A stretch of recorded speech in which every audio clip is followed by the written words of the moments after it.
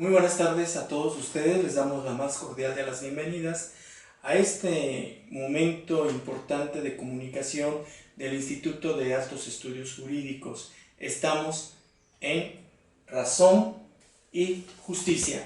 En esta tarde estaremos hablando sobre la oratoria como una herramienta de comunicación efectiva para todos. Nos acompaña esta tarde la maestra Gracia Medina, que dicho sea de paso es campeona nacional de oratoria, es abogada y además es directora del Centro de Mediación Privada en Tamaulipas, y todos sus trabajos han sido concernientes a un periodo importante de conocimiento en la transmisión de la enseñanza del derecho, pero también de lo que es la importancia de la oratoria para lograr una comunicación efectiva. Gracias. Buenas tardes. Buenas tardes, Guillermo. Muchas gracias por la invitación. Gracias por estar nuevamente con nosotros aquí en Razón y Justicia. Como tú sabes, Razón y Justicia pues es un programa de pensamiento crítico, pero también de cuestiones propositivas y de análisis en torno a lo que es la ciencia jurídica. Pero una de las cuestiones importantes, Gracia, en los momentos actuales es el podernos comunicar y comunicarnos de una manera eficaz. ¿Qué encuentras tú de importante sobre la oratoria? ¿Qué es la oratoria? ¿Cómo se concibe la oratoria? ¿Y por qué es importante que todos podamos tener herramientas para ponernos en comunicación? Bueno, pues comúnmente la oratoria se conoce como el arte de hablar en público, cuya principal función o finalidad es la persuasión.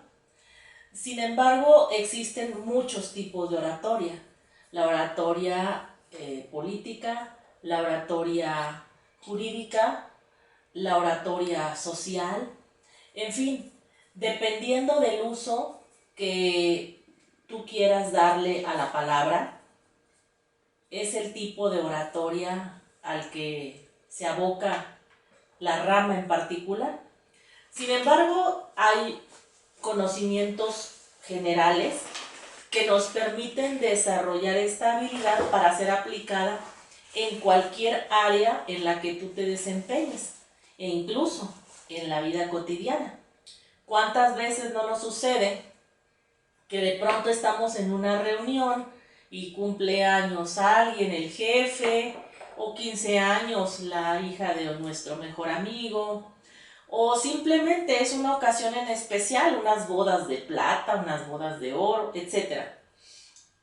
O incluso un acontecimiento luctuoso, porque también existe la oratoria fúnebre.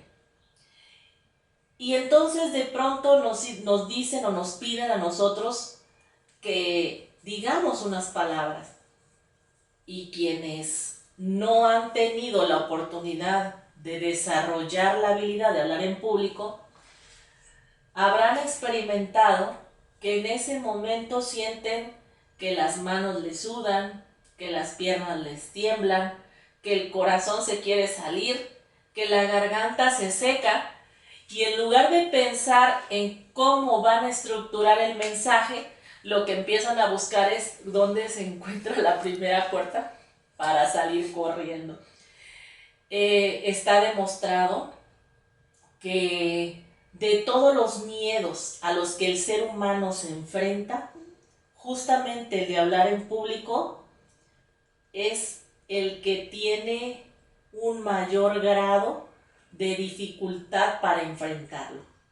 Tenemos muchas anécdotas al respecto, incluso de hombres que han ganado premios como el premio Nobel, que teniendo el premio en la mano, teniendo el micrófono enfrente, entran en un ataque de pánico y simplemente dan la vuelta y salen huyendo.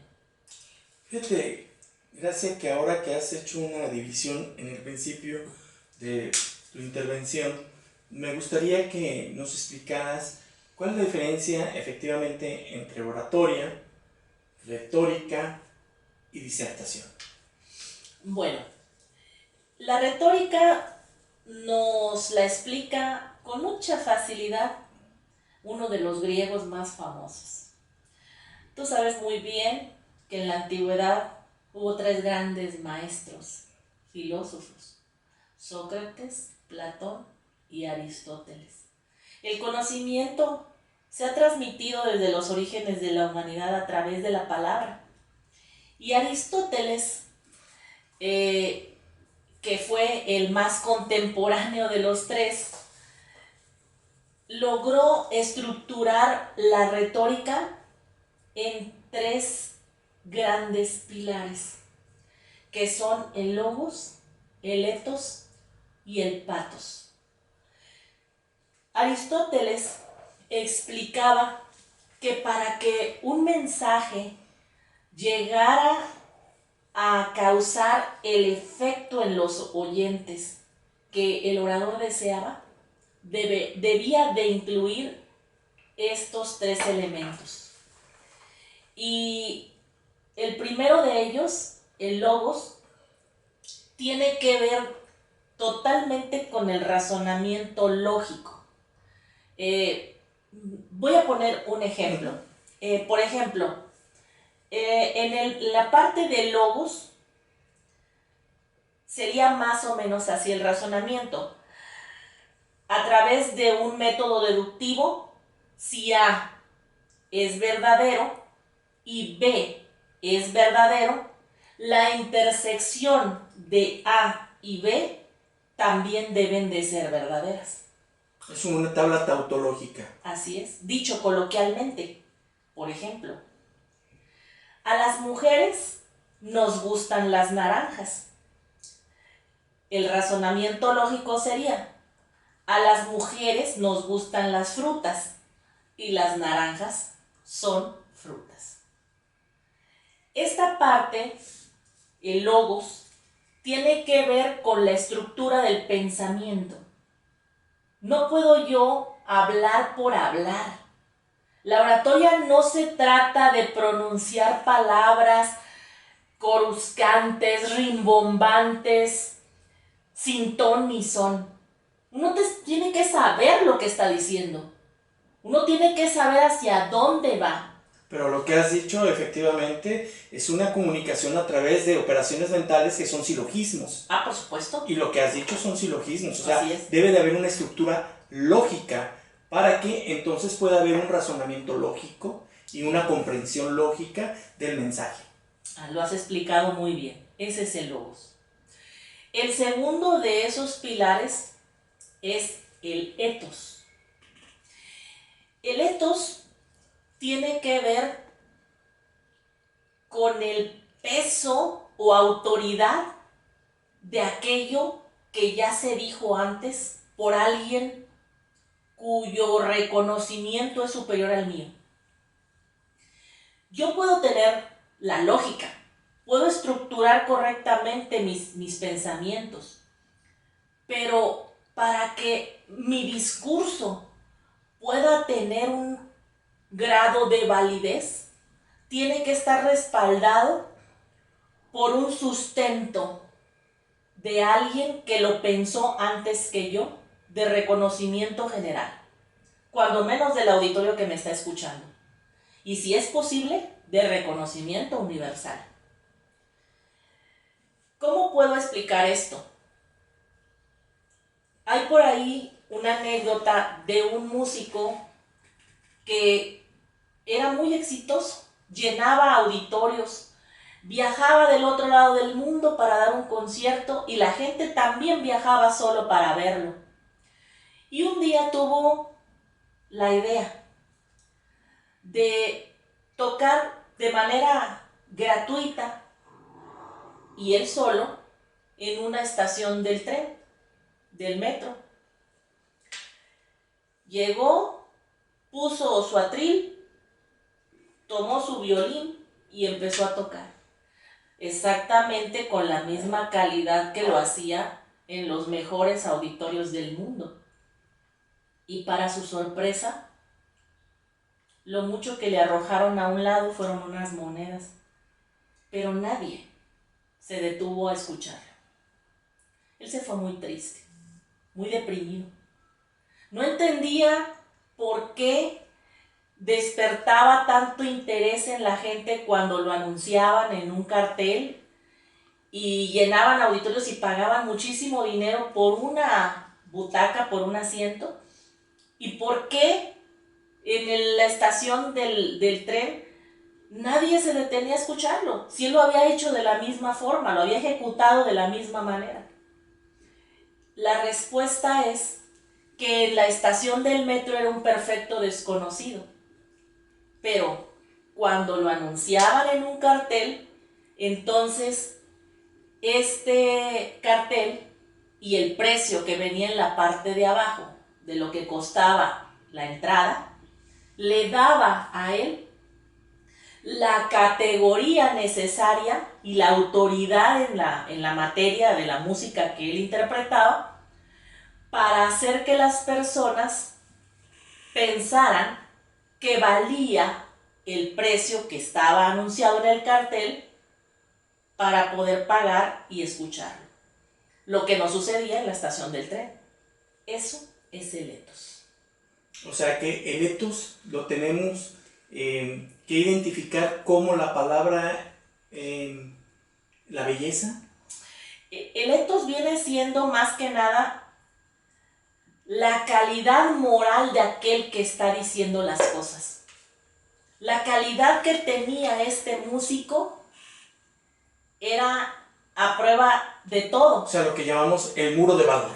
Así es, así es. Pero si a él no lo conocía nadie, nadie se detenía a escucharlo. Es más, esto lo podemos corroborar muy fácil en las redes sociales. Ha habido algunos casos en donde algunos artistas muy famosos se ponen a tocar como músicos o artistas callejeros.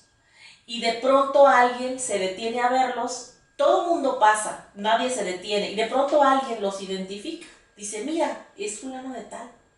Y se les quedan viendo. Y cuando ya por fin empiezan a identificar que es él, empiezan a tomar fotografías, él ya se quita la capucha, se quita el gorro, se descubre y se dan cuenta que es el artista realmente el que está interpretando la melodía y se llena la plaza y todo el mundo aplaude, ¿no? Estos videos se han subido a la internet con mucha frecuencia y nos habla de este segundo pilar de la retórica que es el ethos. Así es. Está formado por la credibilidad y porque la audiencia se identifica con esta credibilidad. Por eso es tan importante que el orador eche mano de muchos recursos que le permitan soportar, reafirmar, fortalecer y sostener su argumento. Fíjate, Gracia, que lo has dicho de una manera muy, muy elocuente. ¿Qué es la elocuencia? La elocuencia tiene que ver con la capacidad de transmitir lo que tú estás pensando. Porque tú puedes interpretar una pieza oratoria leyéndola o memorizándola, pero si no logras que eso que tú estás diciendo lleve la intención, el espíritu, las pausas, y todas las herramientas y todas las técnicas que componen el arte de hablar en público, el efecto no será el mismo. Entonces la elocuencia es la capacidad que tienes para poder transmitir. El ser elocuente es lograr hacer llegar entre el orador y el público esa emoción, esa pasión con la que tú quieres que llegue el mensaje. Es importante el orador, subrayar emoción, el orador, pasión. Así es. El orador frío y marmóreo jamás, por muy elevado que sea su lenguaje y muy estructurado que sea su discurso, jamás podrá llegar al corazón de sus oyentes. Por eso los grandes oradores son elocuentes. Por supuesto. Porque tienen una gran pasión, porque hablan precisamente, ahora sí que con la fuerza, no solamente del pensamiento, sino también del corazón. Así es, yo siempre les he dicho a mis alumnos que el orador no solamente habla con la boca, el orador habla con su rostro, el orador habla con sus manos, el orador habla con su cuello, el orador habla con su cabeza, con su tronco, con sus piernas, el orador habla con todo su cuerpo, porque lo que está haciendo es transmitir toda la emoción de un verbo contenido en un discurso. Excelente. Me llama algo la atención. Mencionaste en la Grecia antigua Sí. a 3 grandes oradores. ¿Me recuerdas? Es Aristóteles, Sócrates, Platón, por supuesto, y Platón. Aristóteles. Pero tienes un libro que habla de oratoria política, por cierto, lo estoy viendo, y pones a Demóstenes. ¿Qué pasa con Demóstenes? Bueno, Demóstenes para todos los oradores es así como la prueba viviente de que no hay imposibles. Demóstenes tenía en su contra casi todas las circunstancias. Nació en una época en donde la justicia solamente se impartía una vez cada tanto tiempo, cuando se reunían los ancianos a resolver las cuestiones que el pueblo iba a plantear para que se administrara justicia. Y Demóstenes tenía un problema que quería ir a plantear, un problema legal que tenía algo que ver con la familia, con su familia, con los bienes de su familia. Pero no se atrevía a pasar, a hablar, porque había que hacerlo de cara al foro, porque el foro era todo el pueblo. Y tenías que pasar a exponer tu problema, porque era público. Entonces, pues Demóstenes estuvo preparando su argumento mucho tiempo, hasta que llegó el día de exponerlo ante el foro. El problema es que Demóstenes era tartamudo. Y aparte de que era tartamudo, dicen que tenía alguna especie de joroba o malformación en la espalda. Yo quiero pensar que esta malformación era más bien un hábito, porque yo todavía no me explico cómo se le quitó, pero nos dice cómo, la historia nos dice cómo. Pero aparte de todo, dicen que su voz era tipluda, es decir, era chillona, molestaba al oído. Y con todas estas características, Demóstenes pasó al foro. Pero además presa de un pánico escénico tan poderoso que todavía hizo que todas estas características que he descrito se acentuaran mucho más. Y cuando empezó a hablar, lo único que logró que saliera de su boca fue una especie de chillido que molestaba y además era inaudible. Se puso tan nervioso, porque además vio que la gente se empezaba a reír de él, que se retiró. Y fue tanta su vergüenza, por supuesto no pudo exponer nada, fue tanta su vergüenza que dicen que se fue a las afueras del pueblo. Y allá estuvo mucho tiempo, trabajando en los defectos que tenía que corregir a sí mismo. Y cuentan que para corregir su tartamudez tomaba piedras pequeñas de las que hay a las orillas del río y las metía en su boca bajo la lengua para poder corregir la pronunciación. Y de hecho todavía dentro de los ejercicios que yo le pongo a mis alumnos es colocar un pequeño dulce, un caramelo debajo de la lengua para obligarse sin que salga el caramelo, sin permitir que salga de debajo de la lengua, pronunciar un párrafo largo. Y entonces dicen que Demóstenes, además de estos ejercicios de vocalización, también se colocó incluso sobre los hombros una especie de madero con el que obligaba a corregir su postura, que ya he descrito anteriormente, hasta lograr estar erguido. Y cuentan que hasta el pueblo se escuchaba la voz de Demóstenes, de tan potente y sonora que se volvió después de todos estos ejercicios.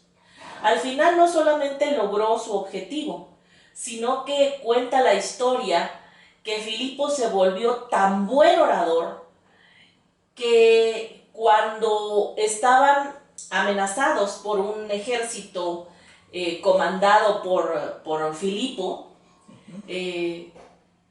fue Demóstenes quien tomó la palabra para arengar al pueblo para luchar por su libertad.